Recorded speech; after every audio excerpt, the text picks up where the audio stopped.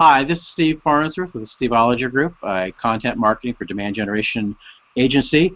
Today I'm talking with the great John Greathouse. John, John is actually a very accomplished gentleman. I had the pleasure of meeting him through social channels. He's a partner at Rincon Ventures, a big VC firm, and also teaches as part of the entrepreneurial program at UC Santa Barbara, and is a prolific Wall Street Journal and Forbes writer, along with his own well-read blog, johngreathouse.com. Does a lot of kind of real hands-on street fighting entrepreneurial advice. So, John, thank you for joining me today. No, wow. I think we should end it there. There's no place but downhill. Great. I love it. Just send that to my mom. Well, she gave me $25 to say that. So. Yeah, well, she's cheap. Well, that's great. I appreciate it. But one of the things that we really want to dig into today is talking about marketing for startups, kind of guerrilla marketing. Yep. It's a really tough thing. A lot of times, really smart code guys and gals start these companies. They don't necessarily have a lot of marketing wherewithal, and they miss the boat. So I want to kind of from an angel perspective, from a venture capitalist perspective, you're in there when every penny counts, right. and these guys are doing smart things. So we're hoping to dial down on that. So I think probably let's start with, companies have a very hard, and I know it's always a moving target, but startups have a very hard time articulating the value proposition. How do you recommend that they go about articulating that value proposition?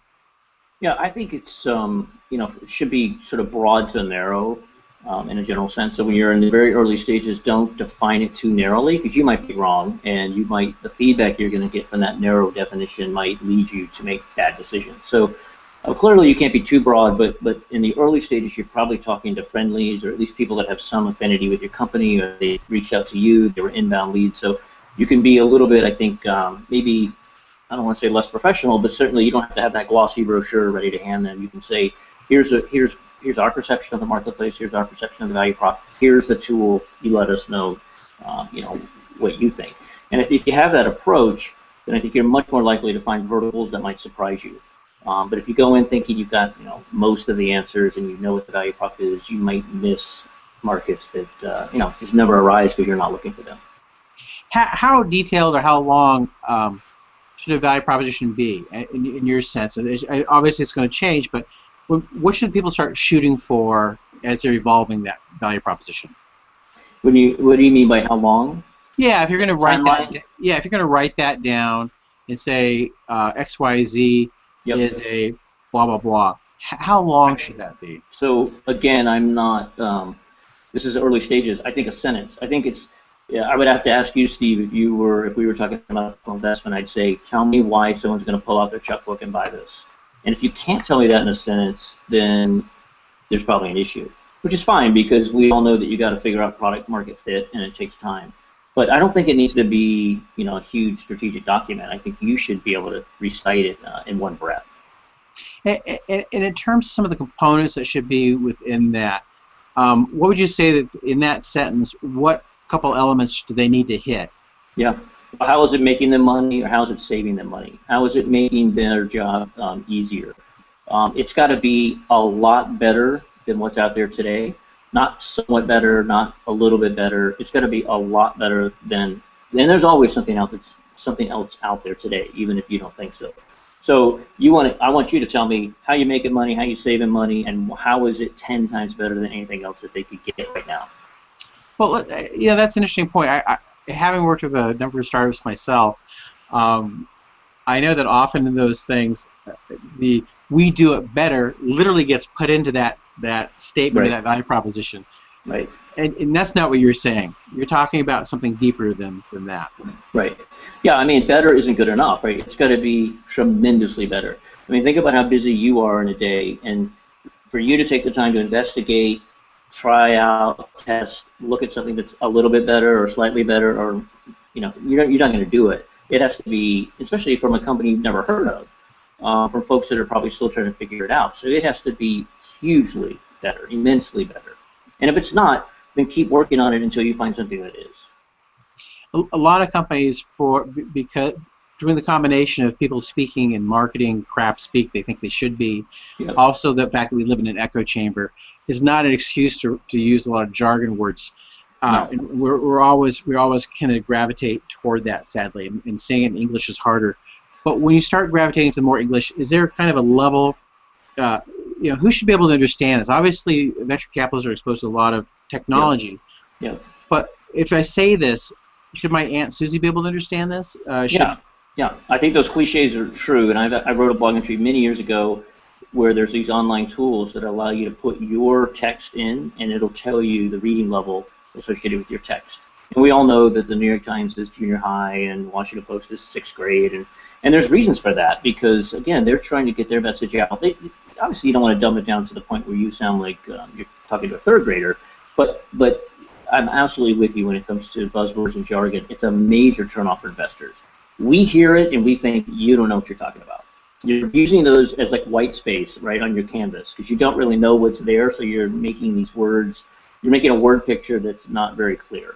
So I'd say, like, proactively avoid using those types of words. Don't just casually avoid it. Like, don't use those words that trendy words or buzzwords because most people that are, even in the marketplace aren't going to be impressed by it. One of the things companies, startups do is they have to have a product to sell. Yep. But often things are so strapped, and they have, they're working, 140-hour weeks, and Right. in environments. If you don't come in Saturday, don't bother coming in Sunday. Exactly. And so, but what seems to get left behind is this. Companies fall into this. There's legitimate stealth mode, but they seem to sometimes take stealth mode becomes a default for not paying attention to starting the basic marketing stuff and Yep. starting to build it. Oh, At what point should they leave stealth mode and start marketing? So I, again, wrote a blog entry on this, and I don't want to curse you or have a family show here, but I said stealth mode is bull crap. And I really believe that because with the exception of some tech companies, and when I'm using that word tech here, I mean like medical or bio or, hey, dude, I've got a new, formulation of a pharmaceutical and I need to keep that quiet. Short, like a molecular thing. Short of that, I don't think there's a good reason for the average internet tech company to be in stealth mode. And I think the problem is people use it as an excuse, right? It's a crutch. It's like, well, you haven't heard of us because we're in stealth mode. It's like, well, maybe you haven't heard of you because what you have sucks, or what you have is meaningless in the marketplace. So I think you want to go out there, again, if you're not working on a molecule or something really that could be stolen from you, then you should get out there and talk about it. I believe startups are built on a foundation of conversations. And the more conversations you have, using common sense, using good judgment as to who you're talking to and what you're telling them, but the more conversations you have, you're going to build such a knowledge base so much more quickly, whereas if you're always going, well, we're in stealth mode, I can't really tell you that, or I'd love to share that with you, but I can't, you're fooling yourself. And nobody cares. Talk about that a little bit in the sense of, I think people confuse talking about an idea in a larger context with giving away the recipe, which is really Right. specific. Exactly. Can you talk about kind of how they could look at the parts that they could talk about comfortably without worrying about giving away the recipe? Yeah, I think, and oftentimes how you're doing something is relatively irrelevant, right? So I think it's what you're doing is what's important. Like, again, going back to checkbook, how are you going to get somebody to pull out their checkbook? Tell me that. Not how in the sense of, which bits and bytes are gonna make this happen, but what is the motivation going to be for me as a buyer? How am I looking at it through my lens? Why will I be drawn to your product? And I need to be drawn to your product because you're not going to have enough money to shout loud enough to get enough people to come in, right? Because of your marketing spend. Marketing should amplify that natural pull that the marketplace has found you because what you have is so interesting. When someone sits down and they start looking at priorities for marketing to focus on, Right. How should they prioritize allocating the marketing budget? So again, we're talking early stages. I would say direct response, ROI associated marketing. So I want to see the return on that investment. I want you to start on the spectrum of most trackable, which will be sort of Google AdWords, Bing, etc., and organic. And I want you to move through, to the right of more expensive, less trackable over time. And I only want you to go from one step to the next when you've kind of nailed the prior step. So when you've killed it on Google AdWords, that tells me you know what buttons you're pushing in the minds of your buyer. Okay, maybe now you can start doing a little bit of display. Maybe now you can start doing some other things in the internet that are a little bit more expensive, a little less trackable. But you can't just stop at Google AdWords. I want to see you go. I want to see you hit TV till you've nailed radio, right? I want you to nail radio, satellite radio, trackable radio, online radio, before you start, spending a bunch of money in these other media. So I do think it can be frustrating because you want to do sort of everything at once, and why aren't we on radio, why aren't we on TV? Obvious problem is the messages you're sending in the most expensive, least trackable markets haven't been honed by those that came before. So I think do it in a serial fashion, take your time, and always track that return on investment. Don't tell yourself you're building a brand. Don't tell yourself you're buying a brand. You don't have enough money as a startup to build a brand of any significance. Now, once you're out there and maybe you can take down a huge funding round, that's different. But in those early stages, forget about building a brand, get customers. I love your comment on this. To dial down on that a little specifically, I think because so many software engineers start these companies, they literally spend, gosh, like 95% of their money on software development. Right. And when it comes to marketing, they don't have any fantasies that they're going to go someplace, walk into a building, and set up shop in a building for free. Yeah. But somehow they come to marketing and think that marketing is free. Yep. And that's just really and I things like I fully agree with you about in terms of start with something like Google AdWords because it allows all kinds of testing. And I think that one of the things that I think people forget is they also, I've seen people try to do a Google AdWords program for a few $100s or $500 or something. Right. And you need to put several $1,000s toward it at a minimum a month to start, and it's going to be very expensive up front, and it's going to be more money per lead than you want to spend, and eventually you're going to have to work that process down so each dollar cents. Would you add anything to that? I totally agree with that. I think part of that serial approach I was describing, it may sound like I don't want you to experiment. I want you to experiment, but I want you to track the results of those experiments and be honest with yourself about the results. I'll give you an example. When we were promoting Go to My PC, we were one of the biggest internet advertisers about 10 years ago, and we kind of nailed it. And so we were looking for the next avenue, the next channel, and we ended up going on radio. And that was back when there was no real good direct response internet radio. This was before, before it was kind of passé and being done by everybody. It took a lot of, guts, part of someone on my team to really come to me and push me to give them some budget to do this. And to your point, if we had taken that first $50,000 and based our analysis on that, we would have made a really bad decision because it turned out over time, radio became the best channel for Go to My PC and later Go to Meeting, which surprised a lot of people because everyone thinks radio is just, it's just hard to track and it's expensive. Well, we built upon that knowledge and then went to TV, and you've seen the ads on CNN and Fox and fill in the blank. All the cable shows show Go to My PC or Go to Meeting ads all the time. Those wouldn't have happened if we just said no to that first $50,000 radio campaign for Go to My PC. So you have to be bold and be willing to test and take risks. And the people that work for you can't think that they're going to lose their head if a certain campaign doesn't work. Speaking of that, I mean, there's probably more than one, but are there a couple deadly mistakes that you see startups make, marketing mistakes they make commonly? You mentioned one, that marketing should be free. It's certainly not free. I think on the other side of the spectrum, there are the folks that don't measure it closely enough. They don't do enough optimization. They're not willing to do it. It takes a certain mindset it takes a certain discipline to do the A/B testing that's required. It's a lot more fun to go write some sexy copy and do a cool photo shoot and throw that out there. But as you know, the real work is in the back end, looking at the research to figure out where you should be talking to people, and then on the after the ads have run, looking at that data and being honest about the results. I think some startups don't have that discipline, and then probably lastly they're not willing to take those risks, or they're making decisions based on too small a data points. Again, Google AdWords campaign hey, we only got 3 clicks. It's like, yeah, dude, you only put $500 into that campaign, so that's why you got 3 clicks. Again, it sounds simplistic, but when someone is not familiar with marketing and they've read books about some great guerrilla marketing campaigns, they might put too much emphasis on guerrilla marketing. I love guerrilla marketing. I mean, I think it's really fun, right? And I think it's a window into someone's intelligence and creativity when they can do it well. But you can't build a company on guerrilla marketing, right? Guerrilla marketing is going to spike and then it's gone. You're going to have an event and then it's gone. So what you need to do is make that an arrow in your quiver. It can't be your entire arsenal.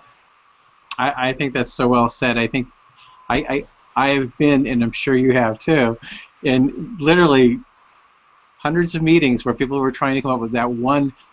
Do you remember when XYZ company did such and such? That was brilliant. We need our own version of that. Yep. And it's like, well, that's a great exercise, but probably the first 80% of your effort should be on the block and tackle, things that show result stuff, and then spend 10 or some percent trying to come up with that brilliant one-off idea. And normally it's done the other way around. Yeah, well, another mistake I see with guerrilla marketing is the focus on the pizzazz and the flashiness and getting in the quote press and not getting in the press that matters. We have a company called DivShot they work with developers. They've been getting in. They had 2 very effective guerrilla marketing campaigns where they were in Hacker News extensively with hundreds of comments, thousands of views. They weren't in USA Today, right? They weren't in, I don't know, TechCrunch or something. They were in that.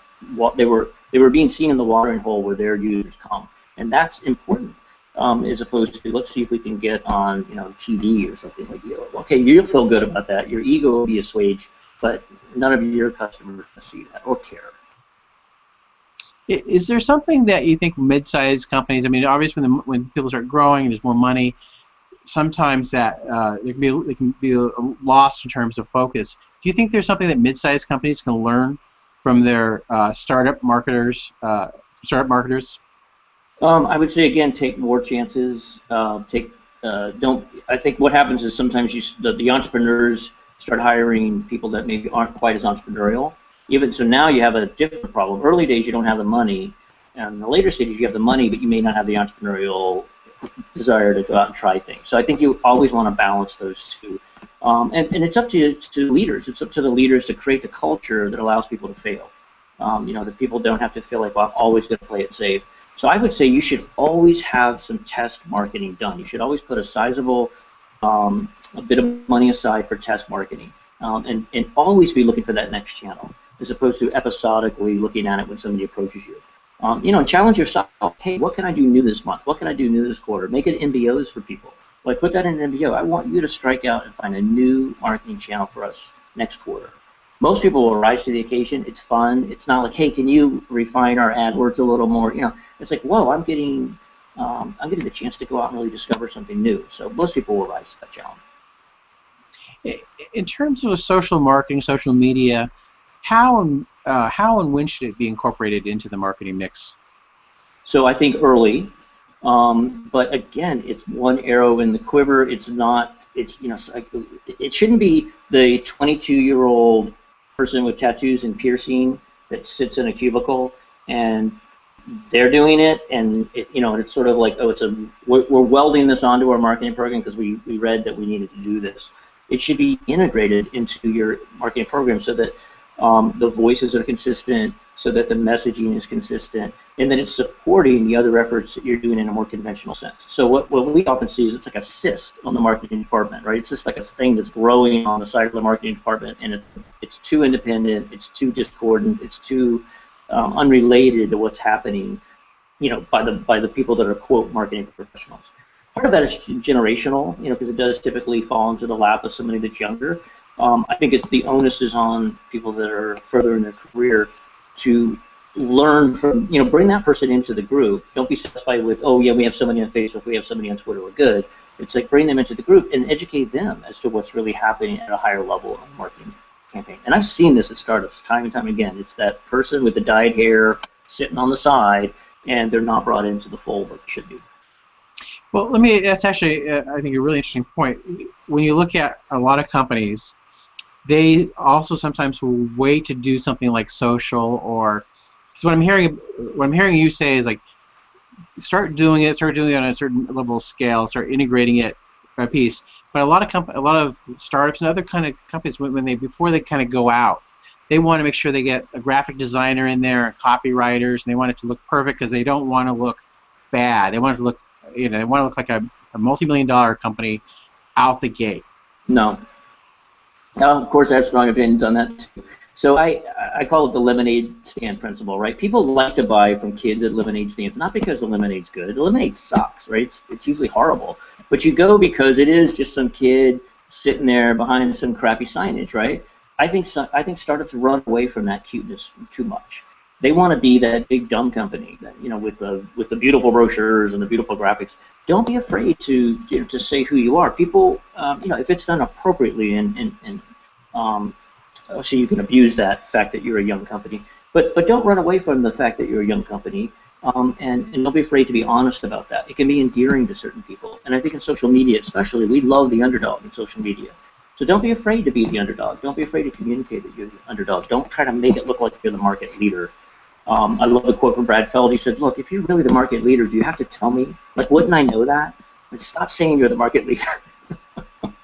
So again, don't run from who you are. Melissa Myers has a great story about her walking into the Google headquarters when they had their funky sign up on University, and Sergey was ripping out. He just printed off these new cards and he's pulling them out of this little thing, and it's got the little multicolored Google thing he made. Yeah. He's pulling out the card. She still has the card. Nice. And the preparations and go, here's my card. And that's how they started with their now iconic logo. Right. Yeah, and it's like, is that person going to go, I was going to buy from you, I was going to partner with you, but you have perforation edges around your card, and I can't do that, right? And if that person's out there, you're not going to do a deal with them at the beginning anyway. You got to find people that are charmed by that. I mean, obviously your product has to stand on its own 2 feet, but you want to find people in the early stages that are willing to take a chance in their career on you, and you don't need to have the most perfect social media presence for them to do that. It has to be credible. It has to, can't be ridiculous. Can't look like it's a 12-year-old kid, but at the same time, don't make it look like Procter & Gamble. I think that's a mistake.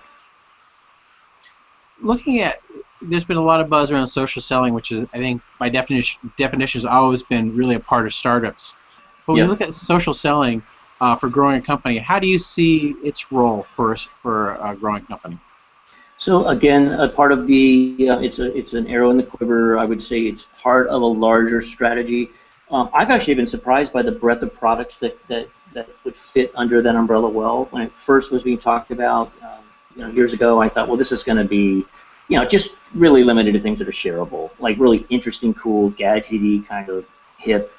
And as we know, that's really not that's not been true. There's many mundane, sort of semi-boring things that are still being shared, and people are still talking about, that I just bought this lawnmower or whatever the hell they just bought. So I was surprised by that. Don't overplay it though. I mean, again, I think encourage it, make it easy for people to share, make it easy for for you to facilitate it, but don't try to push it. I think as soon as a company tries to get a little too aggressive with it, then it's a turnoff for most people.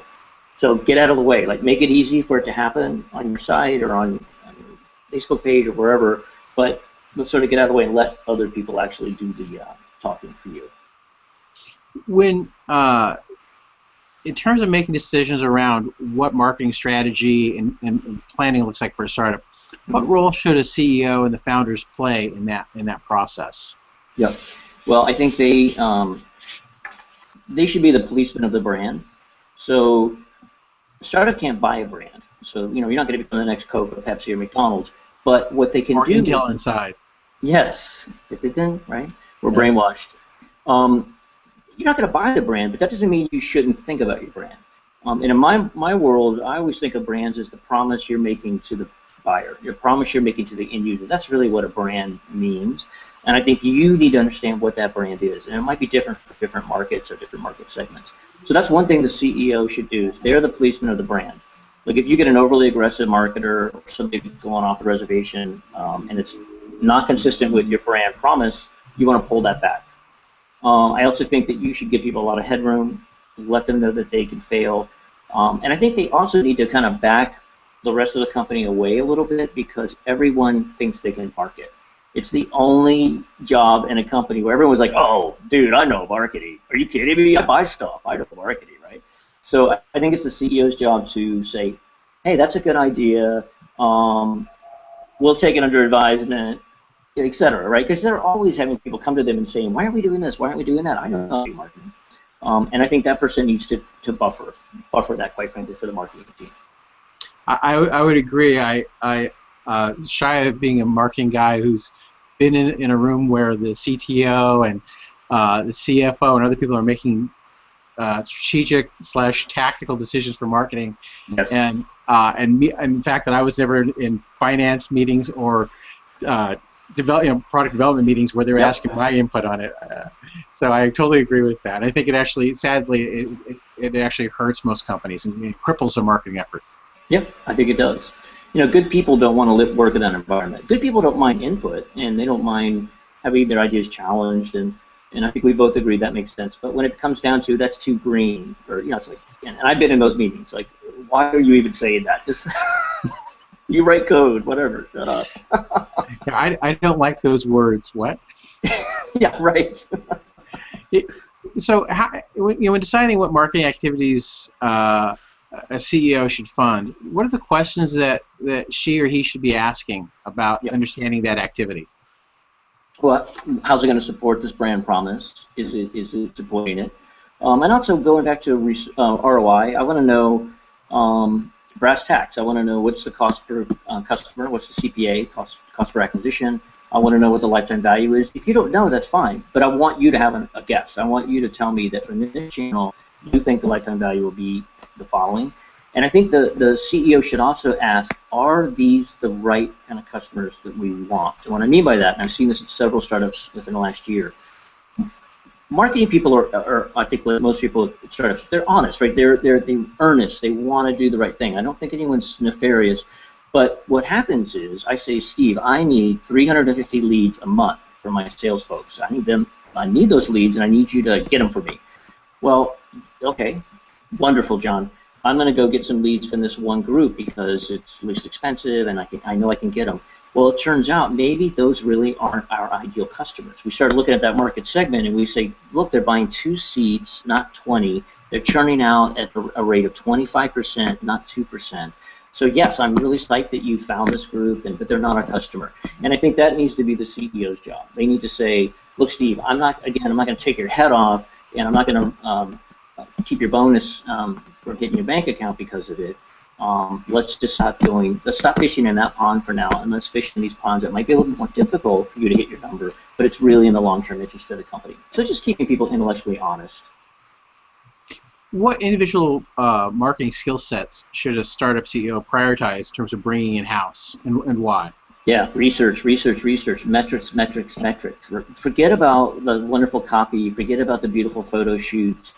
Forget about even the design and aesthetics to some extent. I'd much rather have a person that knows how to do market research on the front end so they can tell us where to spend our money and then do the data analysis on the back end to tell us how well we spend our money. And I want that person to be completely intellectually honest. And I also want them to be very creative and feel emboldened to try new things. But the data has to drive decisions in the early stages of a startup. I can't have a gut feel. I can have occasional gut feels if I'm the CEO, and that's fine. But I can't have continuous gut feelings about where we should put in our money because we'll run out of it. We simply will not be able to take that money. I want to spend $1 as an early stage startup internet company, and I want to get $2.50 back. Right? I want to know that every time I spend $1, I'm getting $2.50. I'm going to take that $2.50, I'm going to spend it, and now I'm going to get $6 or whatever, and then I'm going to keep doing that over and over and over again. I want my marketing department to fund their own marketing budget. I mean, they should be out there finding customers that will pay us now so I can go buy some more customers with that money.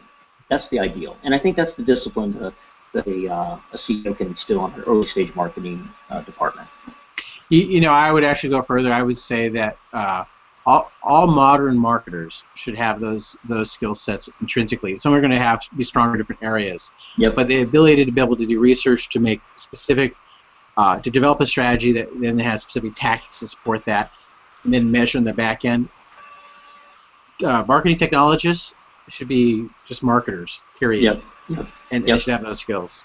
Well, we're seeing it, right? I mean, we're seeing that trend where now there are tools, Marketos of the world and these platforms. We have several portfolio companies that are leveraging this trend where, the data scientist, which I don't really like that term, but the person that is comfortable and can manipulate data effectively, they're rising to the top of these marketing organizations. And it's no longer the aesthetic design person that's making all the decisions. So I think what's going to happen, it's a pendulum, it's swinging back and forth. It may have swung too far into the quantitative land. I think it'll find some sort of balance somewhere in the middle, where aesthetics, design matter, but at the same time, data matters too. Let's bring those two together. But I'm excited about what's happening in the online and offline marketing world. As a marketer, I would agree, because accountability is great. There's, marketing being a dark art was fine, but there's always been one of the most transformational experiences I ever had was doing direct marketing. Yep. Mail, direct mail. Yeah, I remember that. And back in the day, and the ability to be able to track which messages got responses and which people raised their hand. Yep. It was truly a life-changing experience. So for me to watch the technologies we have now, it's just exciting. Yeah. And it's not all limited, as you say. It's not all limited to the internet. I mean, you've had direct mail for years. Calls are now being tracked. Invoca is one of our companies. Invoca is tracking calls, just like clicks. So the world becomes more and more trackable as technology and the Internet of Things starts to permeate kind of everything.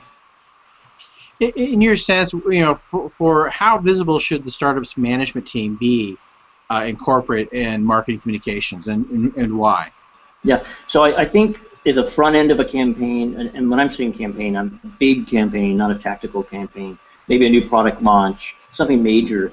I think it's great for the marketing team to bring the more senior executives to the table, get their input, but also apprise them on what's coming. And I think part of that's twofold. One, you're inoculating them against, you're getting their buy-in, which will inoculate them, with regard to criticism down the road. So obviously you want them to feel like they have some input. That's part of it. But more importantly, I think you really want to get their input. Again, you want to make sure that the salesperson's, what they're saying, or not the salesperson, but the sales leader is communicating to the sales team is consistent with what this new brand promises are going to be or what this new campaign is going to say. So that's fair. But I think once that happens, they need to step back. And the marketing team, along with the CEO, the CMO, they need to then they need to be the quarterback of that program. Because everyone thinks they know how to do marketing, and if you have that first meeting, you don't want to send that message of like, hey, we're going to do this together.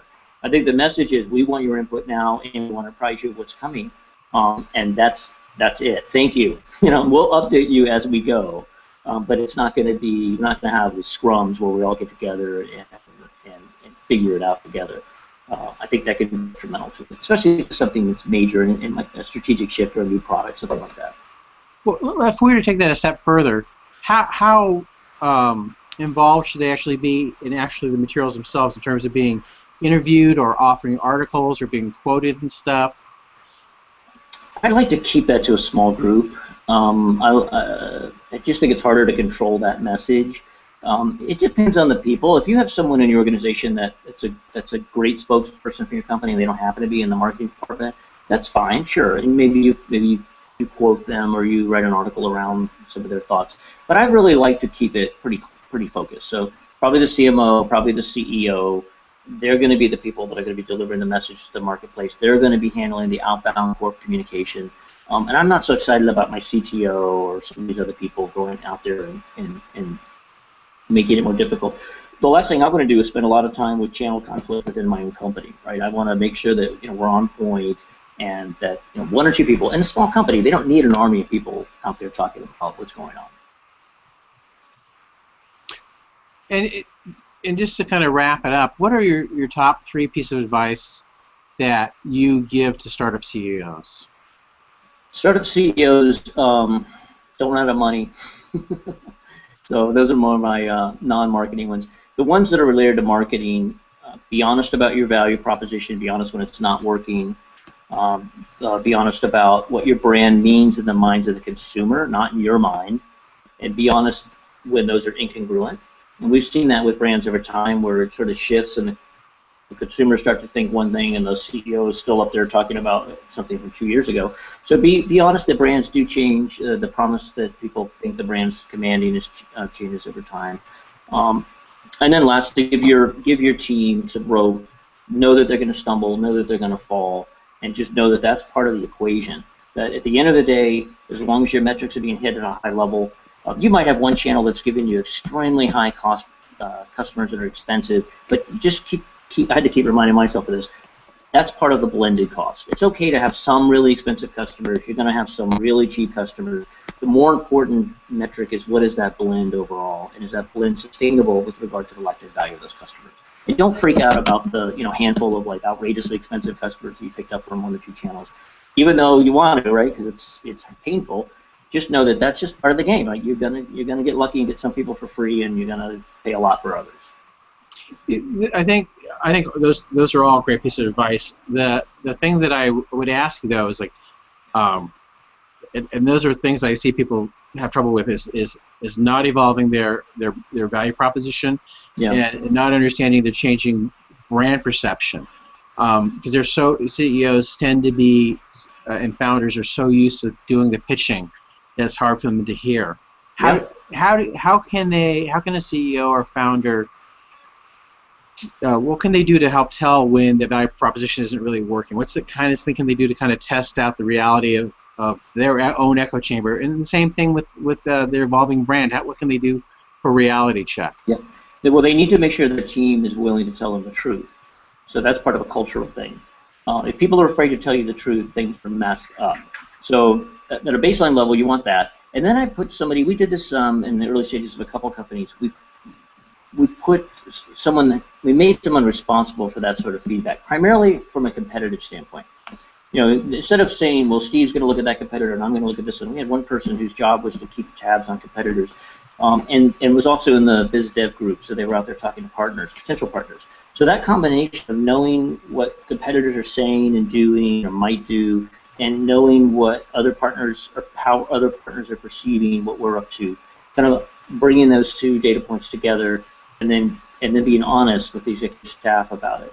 And it's hard sometimes. If you've got someone who's telling the world that the brand promise is one thing, and other people are hearing it differently, that's when they have to be willing to hear the truth and not kill the messenger, but actually listen to the messenger.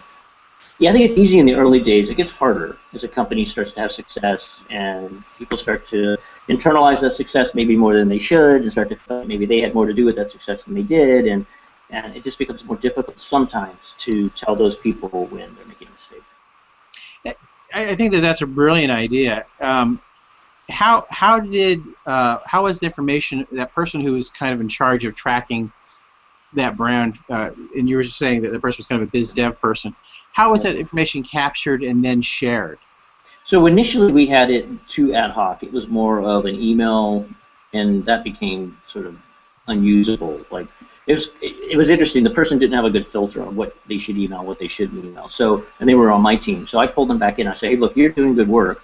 We like the fact that you've got your radar on and you're hearing good stuff in the marketplace, but we need to package it up better. So we ended up packaging it up and presenting it once a month in an executive staff meeting. Sometimes I would present it if there wasn't a lot of content. If there was something more interesting and I wanted that person a little visibility into the executive staff, I might have them come in and present it. Usually doesn't take a long time, but just giving someone that responsibility of like, hey, we don't want to get blindsided, Steve. We want to know what's going on in the marketplace.